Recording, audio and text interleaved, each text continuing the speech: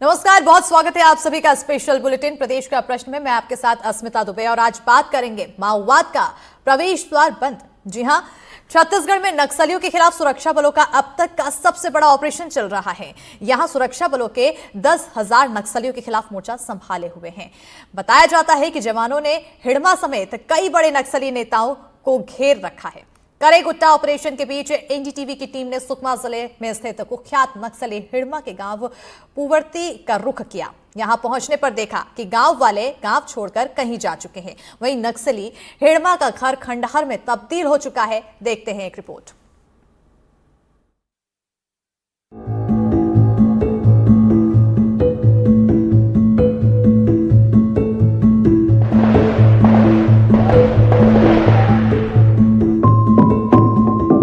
करेगुट्टा एक ऐसी जगह है जहां वक्त थम जाता है, जहां खामोशी चीखती है, जिसे दुनिया ने भुला दिया लेकिन विद्रोहियों ने नहीं।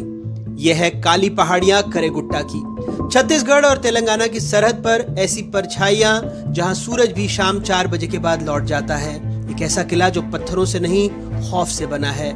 इसे ब्लैक हिल्स कहा जाता है, इसके रंग के लिए नहीं बल्कि उस खून के लिए जो इसकी मिट्टी में समा चुका है। करेगुट्टा रेड कॉरिडोर का अंधेरा दिल, सन्नाटे, सायों और बंदूकों का इलाका। 5000 फीट ऊंची वीरान पहाड़ी पर भारत का सबसे बड़ा सर्च ऑपरेशन चल रहा है। लक्ष्य एक परछाई, एक अफसाना, हत्याओं का मास्टरमाइंड नक्सल कमांडर हिडमा।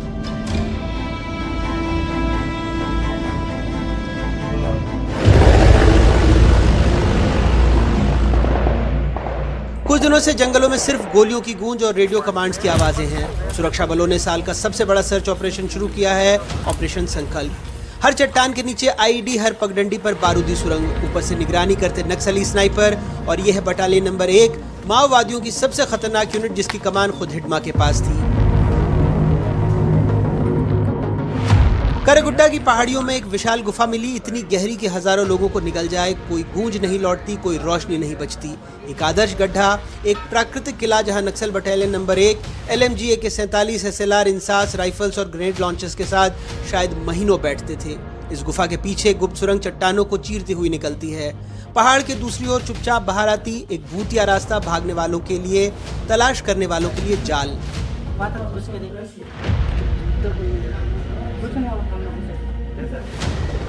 ऊपर से M17 हेलीकॉप्टर जंगल की काली चादर को खंगालते हैं।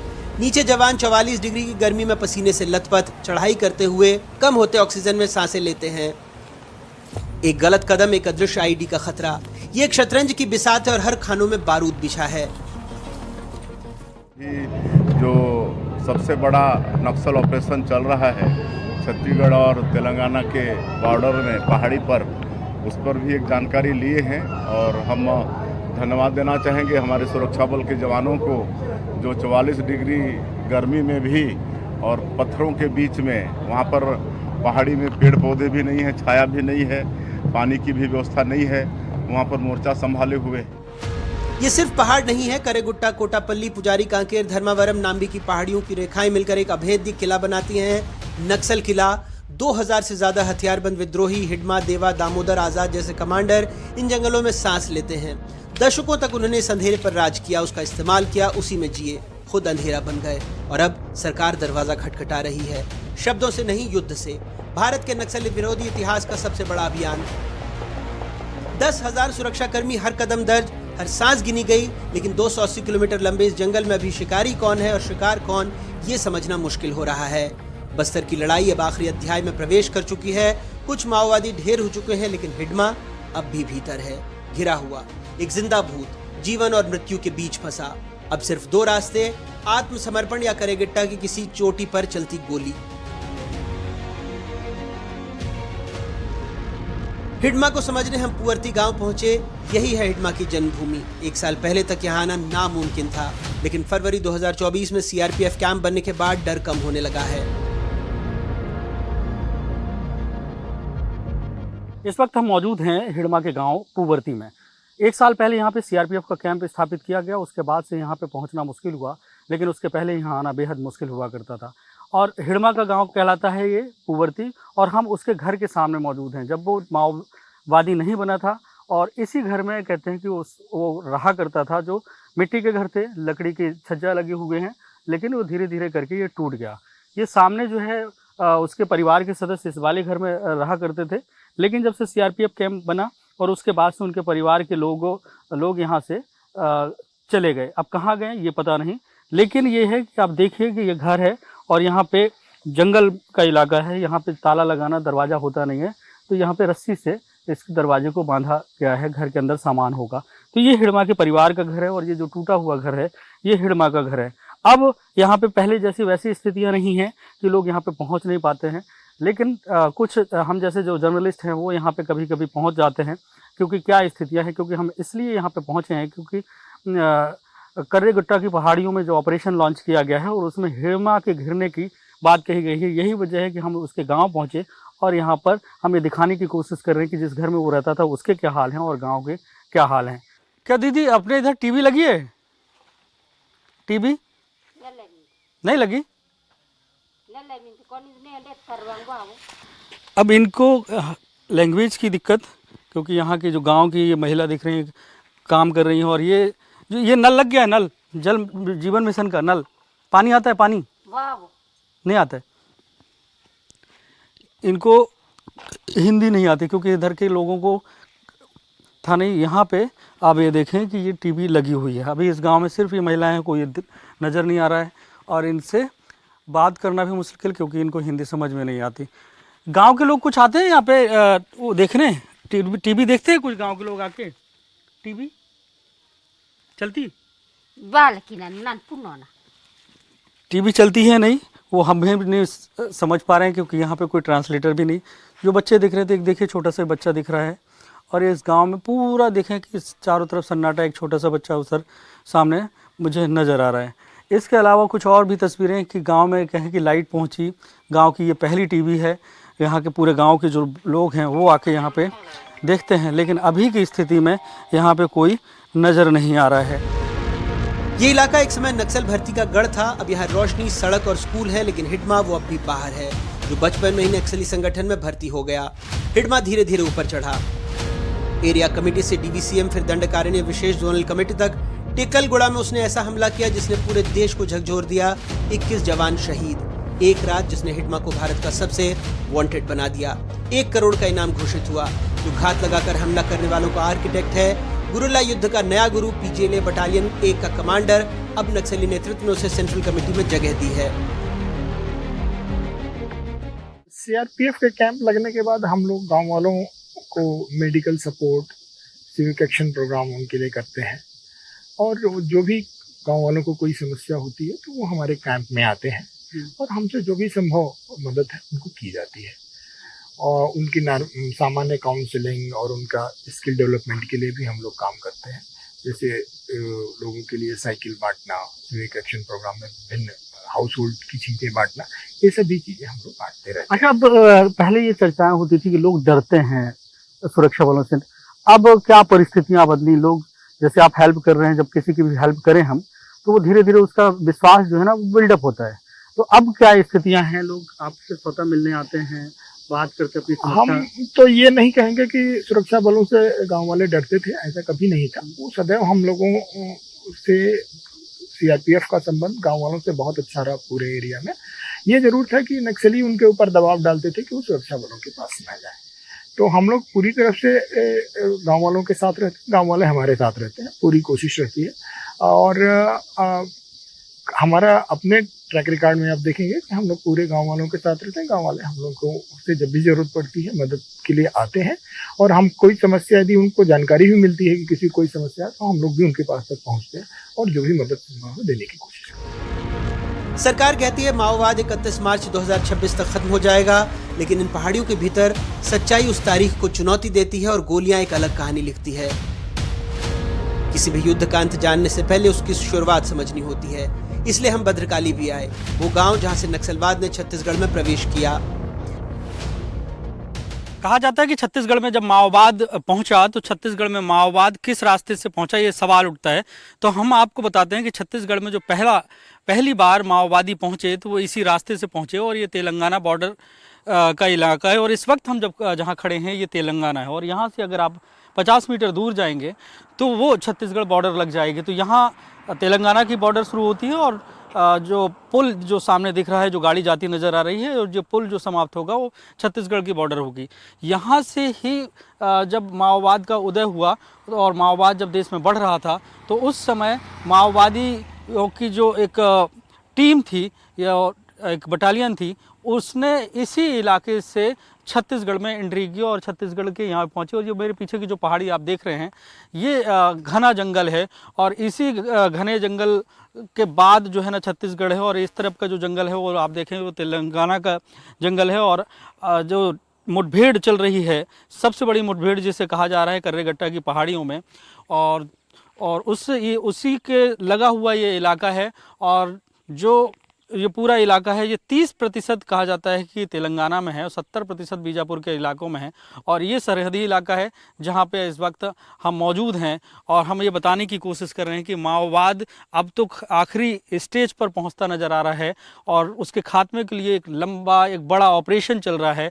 लेकिन माओवाद की जो कहानी है, माओवाद की शुरुआत है, वो इन्हीं रास्तों से छत्तीसगढ़ के अंदरूनी इलाकों में पहुंची, और लंबे 4 दशक से माओवाद की जो साया है वो बस्तर के इलाकों में देखने को मिल रहा है। बीजापुर और तेलंगाना बॉर्डर के बीच बसा ये गांव 90 के दशक से हर सुरक्षा एजेंसी की फाइल में लाल स्याही से दर्ज है। एक गांव जो आंदोलन की जमीन बना। गांव के प्रवेश पर एक पहाड़ी पर है मां भद्रकाली का मंदिर। आज यहाँ भक्ति की गूंज है, लेकिन कुछ साल पहले यहाँ से क्रांति की पदचाप गुजरी थी।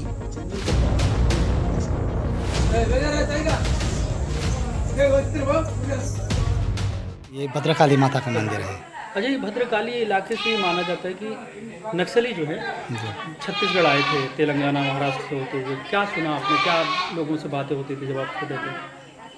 तब तो वो बात में हम लोग छोटे छोटे थे, हाँ। उतना जानकारी नहीं है, हम लोग नहीं सुने थे, वैसा ऐसा गुजरते हुए देखे नहीं है? देखे नहीं है। हाँ, इधर से निकलते सुने थे, लेकिन आसपास गांव से इधर से गुजर जाते थे।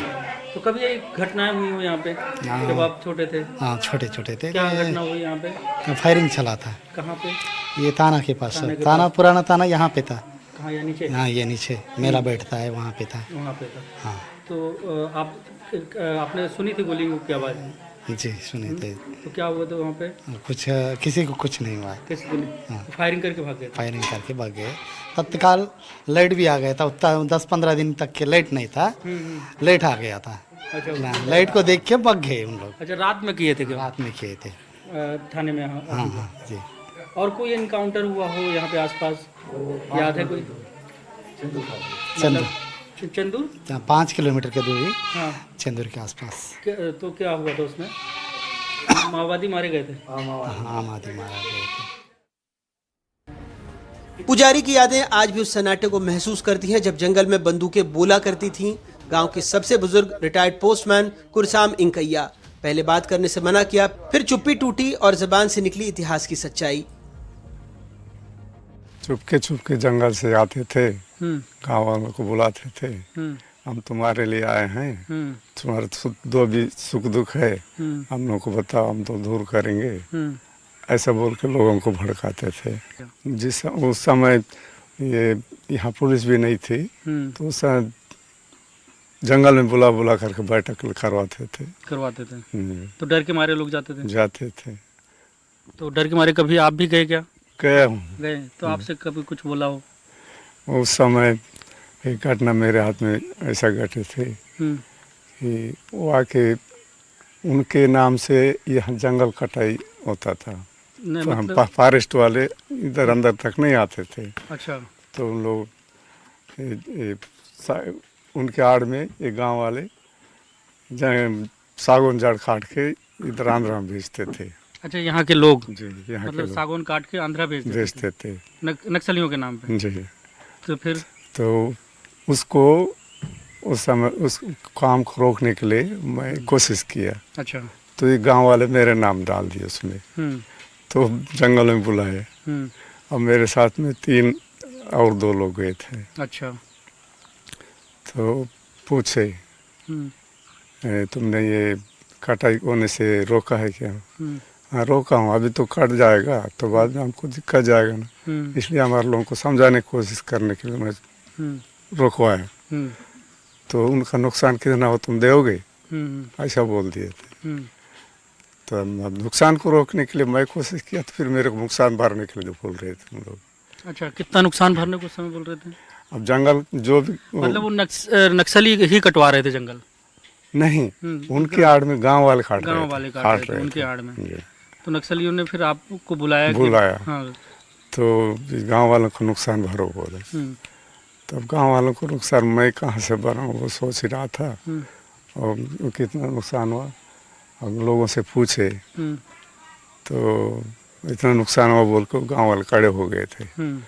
तो उसका पूरा भरपाई करो बोल दिया। पुलिस थाना बढ़ने लगा, उनकी पुलिस की गश्त होने लगी। तब धीरे धीरे वो फिर चले जगह जाने लगे। करीब 89 में तो यहाँ थाना बन गया था, ये भद्रा काली का। जी जी। हाँ। पहले चौकी खुला था, चौकी, हाँ। उसके बाद स्टाफ बढ़ते गया और ऐसे फोर्स भी लगाए थे यहाँ। और उसके बाद फिर थोड़ा दूर जंगल में रहने लगे। जंगल में भी बुलाते थे लोगों को बैठक लेने के लिए। अच्छा, जंगल में तो कहाँ पे, कितना दूर यहाँ से बुलाते थे? जहाँ तक उस समय पुलिस नहीं जाते थे वहाँ तक बुलाते थे। मतलब ये पीछे का पहाड़? जी, पीछे के पहाड़ में, इधर सामने के अच्छा, पहाड़ में, सामने पूरे भी है। सारे सब पहाड़ी पहाड़ हैं। मतलब यहाँ से मुश्किल से 1-1.5 किलोमीटर पे ही। हाँ। अब जो है कितना बदलाव देख रहे हैं आप? पहले कैसा हुआ करता था यहाँ पे? अभी तो चैन से घूम रहे हैं, खा रहे हैं, पी रहे हैं। उस समय चैन से घूमने का डर लगा रहता डर लगा रहता है। घर से कितने बजे के बाद नहीं निकलते थे? अब गांव से तो दूर रहते थे हम लोग से। उनको जरूरत पड़े तो कुछ अपना आदमी बनाए रखते थे। अच्छा, सूचना तंत्र तैयार। जी। तो फिर उधर से खबर आता था, चलो इतने लोगों को जाना है, औरत मर्द हर घर से एक आदमी जाना है, सूचना आ गए। सबको ज्वाइन कराना है। तो इस गांव के कुछ लोगों ने ज्वाइन, मतलब उनके साथ गए पहले वही उनकी चाल कोई नहीं समझा। नहीं समझ पाया। तो वो बता रहे थे तुम्हारे लिए आए हैं, तुम्हारा ही फायदा के लिए आए हैं। तो चल लोग उनके साथ चले जाते थे। 1997-98 में भद्रकाली नक्सल गतिविधियों का गढ़ बन गया। तब यहाँ सड़क नहीं थी, उजाला नहीं था, सिर्फ विचारधारा थी जो जंगल से फैल रही थी। बैलगाड़ी से लोग आते जाते थे। 2015 के बाद सड़क आई। पिछले 5 सालों से यहाँ शांति है। रिकॉर्ड के अनुसार तो इन्हीं के इलाके से होता था और यहाँ 3 स्टेट होने के कारण तीनों राज्यों में नक्सली समस्या बहुत ज़्यादा था उस समय। और ये जो भद्रकाली है ये खासकर घने जंगलों से घिरा हुआ था छत्तीसगढ़ का, और इधर से उनका मूवमेंट होता था पहले। क्योंकि यहाँ तो पहुँचना ही मुश्किल होता था। हाँ, पहले पहुँचना मुश्किल होता था क्योंकि ये रोड नहीं बना था। अभी ये रोड जो है 2017 से स्टार्ट हुआ है, अभी वो रोड पूरा बन गया है। और 2015 से यहाँ कैंप बैठना स्टार्ट हुआ। 2015, 2017 ये हमारा रामपुरम कैंप बना है। वहाँ पे मतलब ये कह सकते हैं 2015 के पहले तक यहाँ पे लोग आते नहीं थे आसानी से। हाँ, आते नहीं थे। ये जो रोड है आज जो आप अभी देख रहे हैं, ये पहले गिट्टी रोड हुआ करता था। ये बैलगाड़ी वगैरह ये सब चलती थी इसमें। कोई जीप वीप चल जाए तो बहुत बड़ी बात है। अभी जो है 24 घंटा गाड़ी चलती है रोड बनने के बाद। मतलब यहाँ पे लगातार अभी ये रोड कंप्लीट कब हुई है? ये कंप्लीट है 2021 में कंप्लीट हो गया था। तब से यहाँ मूवमेंट आसानी से होने लगा। हाँ, और इस थाना में 2021 से कोई नक्सली अपराध भी घटित नहीं हुआ है। लास्ट 2021 मतलब में शुरुआत इस इलाके से हुई, लेकिन अब यहाँ पे माओवाद इस थाने के आसपास नहीं है। भद्रकाली की तस्वीर अब बदल चुकी है। गांव अब सरकारी योजनाओं का लाभ ले रहा है। वो जमीन जिसने कभी सरकार को ठुकरा दिया, अब उसका स्वागत कर रहा है। थाना आने के बाद बहुत कुछ बदला है। स्कूल बना है, यहाँ पंचायत भवन बना है, गोदाम आया, चावल मिलता है, सब मिलता है यहाँ पे। सब कुछ यहीं मिल जाता है। जी। पहले जब आप लोग छोटे रहे होंगे तब कहाँ तब जाते थे? हम लोग पटना में जाते थे। भोपालपट्टनम से। पटना में। तो मतलब अब सरकारी योजनाओं का यहाँ पे लाभ मिलने लगा। जी, अभी चावल आ रहा है, चावल मिल रहा है, पंचायत भवन बना है, कुछ हो तो यहाँ बताने के लायक भी बन गया। अच्छा, जब चुनाव होते हैं तो वोट डालने कहाँ जाते हैं? यहीं पे डालते हैं। अच्छा, यहीं बनने लगे। जी, यहीं पे। तो अब यहाँ पे सब कुछ सुरक्षित है, कोई थर्ड पार्टी? अभी कुछ नहीं। करेगट्टा से भद्रकाली तक की इस यात्रा में एनडीटीवी की टीम ने देखा कैसे एक राज्य अब डर के जंगल से निकलकर विकास की रोशनी की ओर बढ़ रहा है। लेकिन लड़ाई अब भी जारी है। 2026 का लक्ष्य नक्सलवाद का अंत, लेकिन अंत सिर्फ तारीखों से नहीं आता। वो आता है जब लोग फिर से भरोसा करना शुरू करें, जब गांव फिर से खुलकर सांस ले, जब डर सिर्फ एक कहानी बनकर रह जाए। बस्तर से जुल्फिकार अली, विकास तिवारी और कैमरा पर्सन प्रवीण साहू के साथ अनुराग द्वारी की रिपोर्ट, NDTV।